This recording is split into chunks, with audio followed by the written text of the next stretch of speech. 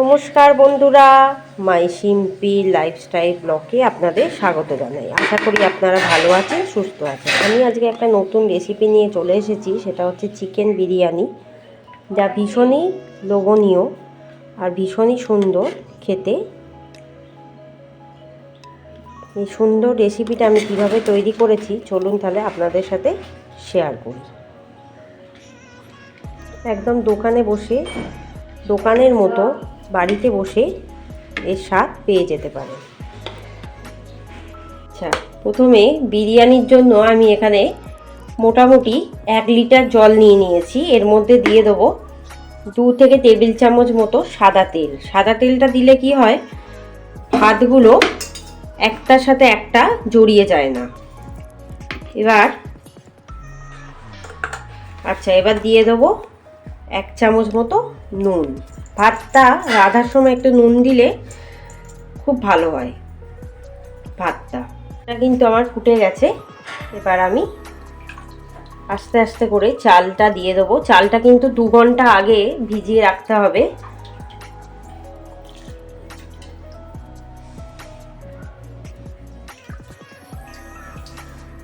তাহলে ভাতগুলো কিন্তু লম্বা লম্বা হবে। আমি এখানে 1 কেজি চাল নিয়ে নিয়েছি। ভাতটা কিন্তু 50% করে নিতে হবে, আর 50% কিন্তু দমে সিদ্ধ হবে। তাই বেশি চালটাকে সিদ্ধ করবেন না, তাহলে কিন্তু বিরিয়ানির চাল গলে গেলে খেতে ভালো হবে না।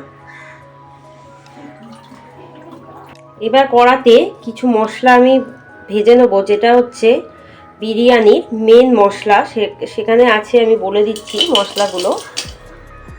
আছে জয়ত্রী, গোটা জয়ত্রী, জায়ফল, আর আছে সাজিরে, সামরিচ, গোলাপের পাপড়ি, দারচিনি, এলাচ, লবঙ্গ। এটা হচ্ছে মেন মশলা। এটা আপনারা একবার এই মশলাটা বাজারে কিন্তু কিনতে পাওয়া যায়। গোটা মশলা দিয়ে বিরিয়ানিটা তৈরি করার চেষ্টা করবেন, তাহলে কিন্তু ভালো হবে। আগে শুকনো খোলায় এই মশলাগুলোকে ভেজে নেবে, তারপর এটাকে মিক্সারে বা শিলে গুঁড়ো গুঁড়ো করে দেবে। তাহলে বিরিয়ানির স্বাদ কিন্তু ভালো হবে। এটা দেখবো 50% হয়ে গেছে কিনা। হ্যাঁ, আমার কিন্তু 50% ভাত রেডি। এবার আমি নামিয়ে নেব ভাতগুলো।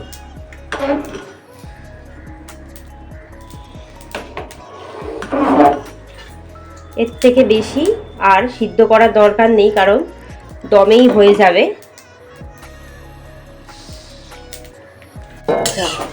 এখানে মশলাগুলো ভাজা একদম রেডি হয়ে গেছে। আমি এবারে এটাকে পেস্ট করে নেবো, গুঁড়ো করে নেবো আর কি মিক্সারে। একটু ঠান্ডা হওয়ার জন্য কড়াই 8 ঘন্টা মতো রেখে দেবেন, তাহলে মশলার গুঁড়োটা ভালো হবে। এখানে 4টে মতো আলু নিয়ে নিয়েছি, এটাকে মাঝখান থেকে কেটে নিয়েছি। এবার এই আলুর মধ্যে মশলাটা মাখিয়ে নেবো, তাহলে কি হবে, বিরিয়ানির আলুটা টেস্ট হবে। আমি যে বিরিয়ানির মশলাটা রেডি করেছিলাম, সেই মশলার 1 চামচ দিয়ে দিলাম। দিয়ে দেবো 1 চামচ নুন, 1 চামচ হলুদ গুঁড়ো,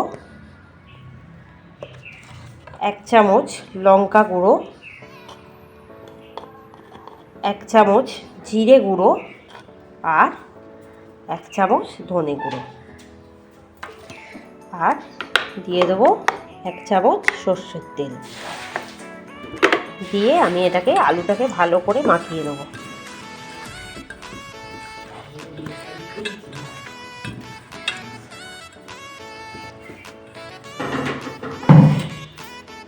এখানে 700 মতো মাংস নিয়ে নিয়েছি। মাংসগুলোকে আমি কিন্তু বড় বড় করে কেটে নিয়েছি। আর মাংসের মধ্যে কিছু মশলা আমি মাখিয়ে নেব। দিয়ে দেবো 1 থেকে 2 টেবিল চামচ সর্ষের তেল। দিয়ে দেবো বিরিয়ানির মশলার থেকে 1 চামচ ওই মশলা, ভাজা মশলা। দিয়ে দেবো 1 চামচ ধনে গুঁড়ো, 1 চামচ জিরে গুঁড়ো, 1 চামচ লঙ্কা গুঁড়ো, আর দিয়ে দেবো 1 চামচ হলুদ গুঁড়ো, আর দিয়ে দেবো একটুখানি কাঁচা পেঁয়াজ কুচি দেবো। সেটা হচ্ছে আদা, 7 থেকে 8টা মতো কাঁচা লঙ্কা, যে যতটা ঝাল খেতে পছন্দ করেন, আর 9 থেকে 10 টুকরো মতো রসুন,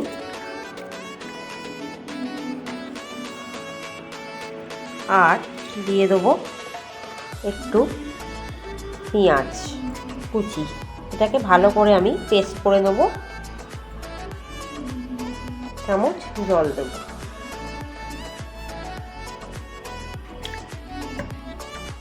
এই মাংসের মধ্যে এই যে আদা রসুনের আর কাঁচা লঙ্কার যে পেস্টটা আমি করেছিলাম, সেটা দিয়ে আমি ভালো করে ম্যারিনেট করে রেখে দেবো 1 থেকে 2 ঘন্টা মতো।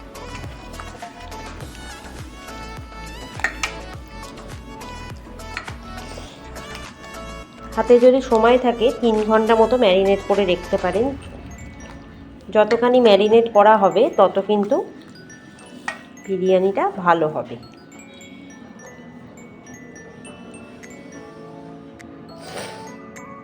আমি দিয়ে দেবো বেরেস্তার জন্য 1 থেকে 2 চামচ মতো সাদা তেল। বেরেস্তাটা চেষ্টা করবেন সাদা তেলে তৈরি করার, তাহলে খেতে বেশি টেস্টি হয়। এবার আমি তেলটা গরম হয়ে গেছে। এবার আমি পেঁয়াজগুলো একদম মিহি করে কুচিয়ে রেখেছিলাম 3টে মতো পেঁয়াজ মধ্যে দিয়ে দিলাম।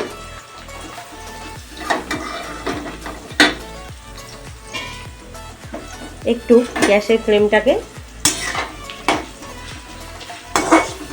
জোরে করে দিয়ে ভাজবেন, একদম হাইতে রাখবে, রেখে বেরেস্তাটা বানিয়ে নেবেন প্রথমে।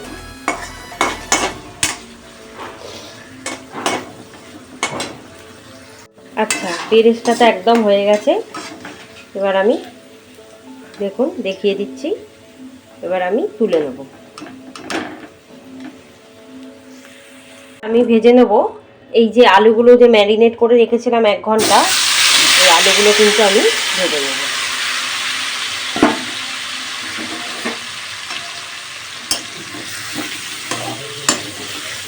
আলুগুলো একটু লাল লাল করে ভেজে নিতে হবে।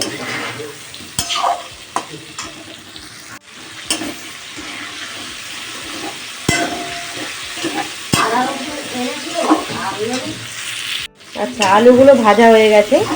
এবার আলুগুলো আমি তুলে রাখবো। দেখিয়ে দিই। তেলেই আমি দিয়ে দেবো আরও 1 চামচ মতো সাদা তেল। এবার এই তেলেই দিয়ে দেবো পেঁয়াজ পেস্টটা। আমি এখানে 3টে পেঁয়াজ পেস্ট করে রেখে দিয়েছিলাম, সেই 3টে পেঁয়াজ আমি দিয়ে দিলাম। দিতে হবে। পেঁয়াজটা দেখে নেব। পেঁয়াজটা কিন্তু ভাজা হয়ে গেছে একদম। এবার এর মধ্যে যে 1 ঘন্টা ম্যারিনেট করে রেখেছিলাম মাংসটা, সেই মাংসটা পুরোটা আমি দিয়ে দেব। দিয়ে কোনো রকম জল কিন্তু আমি এর মধ্যে অ্যাড করব না। জাস্ট মাংসটাকে কিন্তু এভাবেই কষাবো, কোনো রকম জল দেওয়ার দরকার নেই।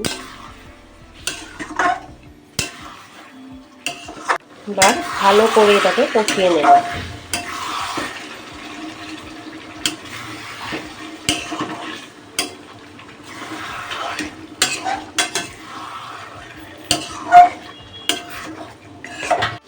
মাংসটা কিন্তু কষানো প্রায় রেডি হয়ে গেছে। দেখুন একদম তেল ছেড়ে দিয়েছে। দেখে নেবেন যে তেল যখনই ছাড়বে তখনই ভাববেন যে কষানো কিন্তু কমপ্লিট হয়ে গেছে। আর একটু আমি সিমে করে দমে রেখে দেবো।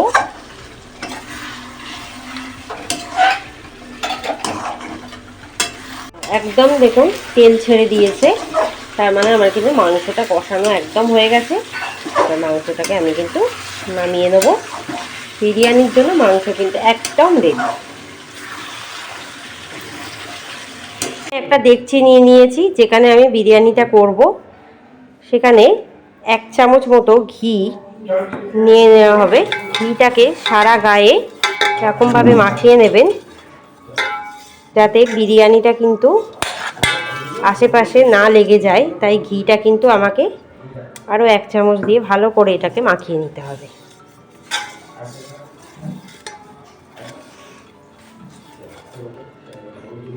তারপর যে আলুগুলো ভাজা ছিল, এই আলুগুলো ভাজাগুলো আমি দিয়ে দিলাম।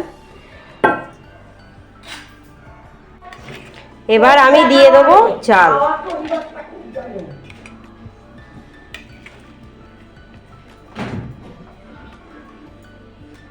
এবার ভাতটা আমি দিয়ে দিলাম।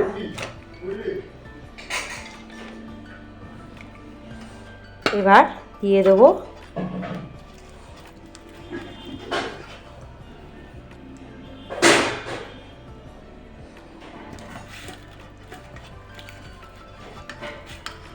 তিনটে মতো মাংস। এই লেয়ারটা কিন্তু একদম মাথায় রাখবেন, লেয়ারটা যেন একদম সঠিক হয়, তবেই কিন্তু বিরিয়ানিটা ভালো হবে। আর দিয়ে দেবো এর মধ্যে বিরিয়ানি মশলা, দিয়ে দেবো 1 চামচ কেওড়া জল, 1 চামচ গোলাপ জল। আবার আমি কিন্তু ভাতটা দেব।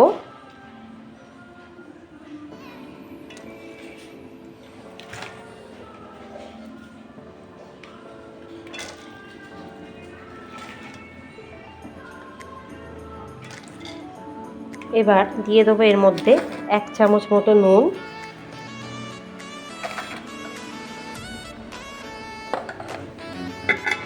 দিয়ে দেবো 1 চামচ মতো চিনি,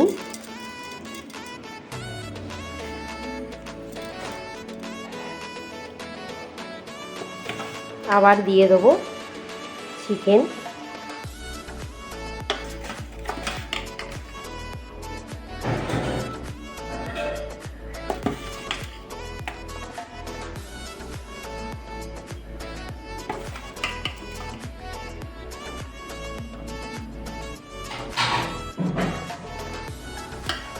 আবার দিয়ে দেবো ভাতের লেয়ারটা।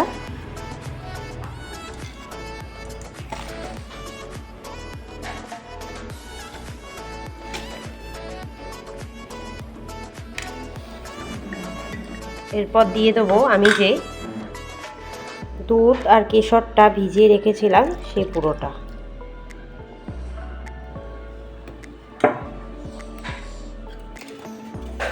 আবার দিয়ে দেবো চিকেনটা।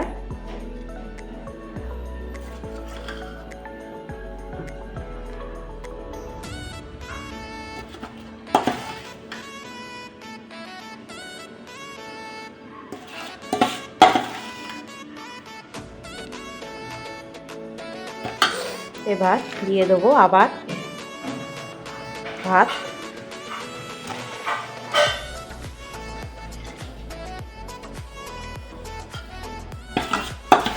এবার দিয়ে দেবো আবার চিকেনের যে ঝোলটা ছিল সেই ঝোলটা, মানে গ্রেভিটা।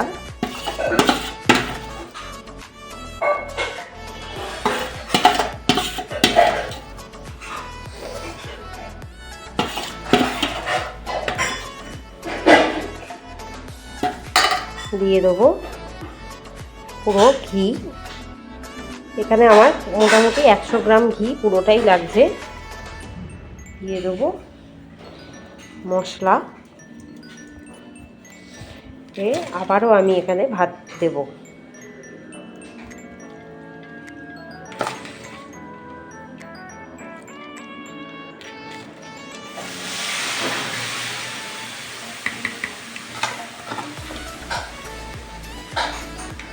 এবার দিয়ে দেবো কেওড়া জল 1 চামচ, গোলাপ জল 1 চামচ, দিয়ে দেবো মশলা,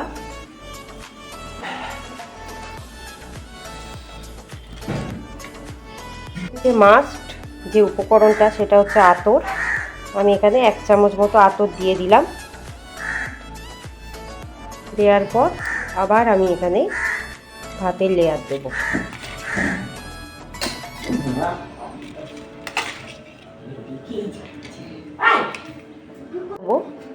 5টা ডিম,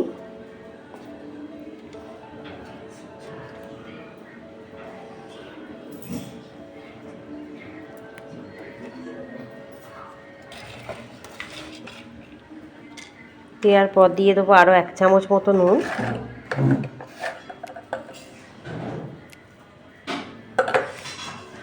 দেব ঘি,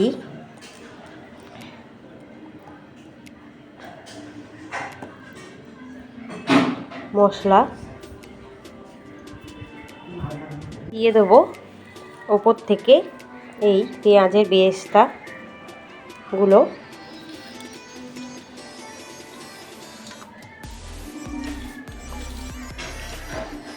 দিয়ে দেবো আরও 1 চামচ আতর,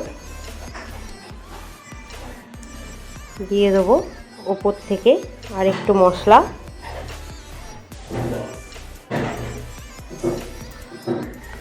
দিয়ে দেবো আরও 1 চামচ মতো ঘি।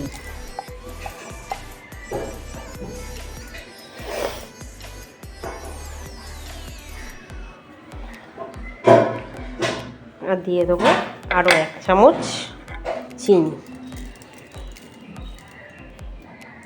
আর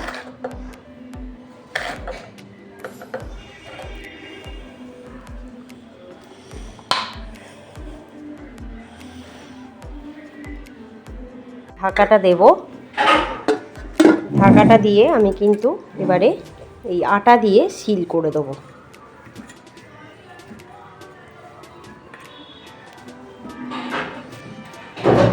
এই যে আটাটা কিন্তু আগে মেখে নিয়েছি। এবার আস্তে আস্তে এভাবে কিন্তু সিল করে দিতে হবে যাতে ঢাকাটা না খুলে যায়।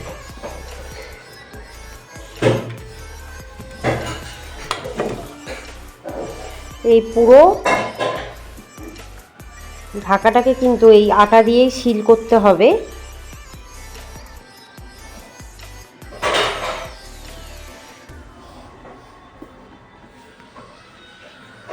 এই দেখুন আমি কিন্তু সিল করে দিয়েছি, দেখিয়ে দিই। এবার দমে বসিয়ে দেবো প্রায় 45 মিনিট মতো। এটা কিন্তু আমি গ্যাসে বসিয়ে দিয়েছি, একদম সিমে করে দেবেন।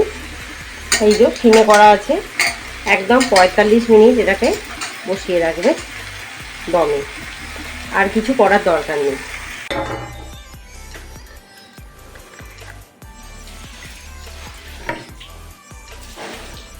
খোলার পর এবারে ভালোভাবে এটাকে মিশিয়ে দেবো।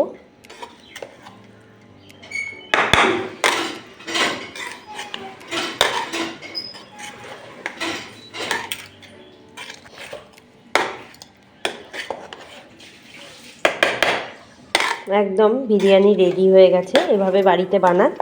যদি আমার এই রেসিপিটা ভালো লাগে অবশ্যই কমেন্টে জানাবেন, বেল আইকনে ক্লিক করে রাখবেন যাতে ভিডিও ছাড়ার সাথে সাথে আপনার কাছে পৌঁছে যায়। আর